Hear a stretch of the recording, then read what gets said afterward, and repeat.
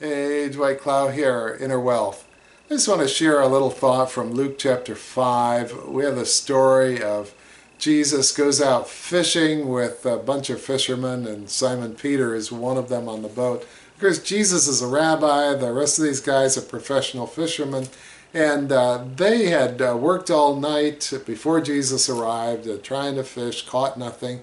And then Jesus tells them to go out, and he tells them to throw down their net on the wrong side of the boat. And they just, to humor him, throw down their net. They know very well that they're not going to catch a thing. And all of a sudden, there's so many fish in the nets that the nets begin to break. The boats begin to sink. It's just like overwhelming.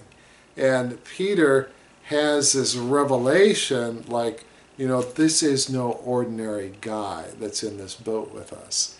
And his response is he falls down on his knees and he says, Lord, go away from me, get away from me, because I am a sinful man.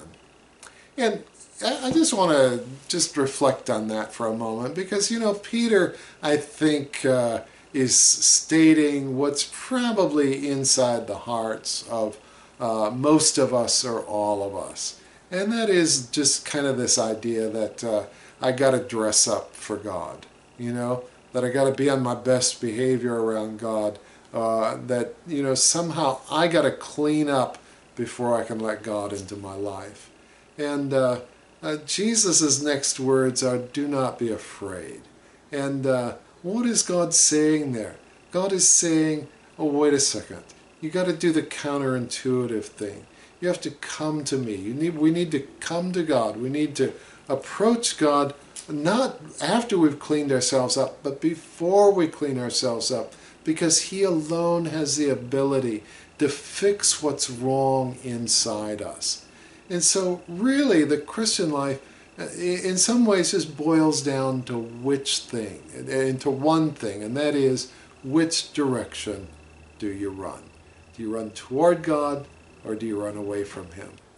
So I hope these thoughts are helpful. For those of you who are Inner Wealth subscribers, we are going to be talking this coming week about the whole process of change, sustainable change, and what that's all about. And for years I didn't understand this, but once I got it, it's like, wow, these changes that we try to make, of breaking a bad habit or getting out of a life-controlling issue, they seem so incredibly difficult until we learn how to invite God into the process, and then it becomes just amazingly easy.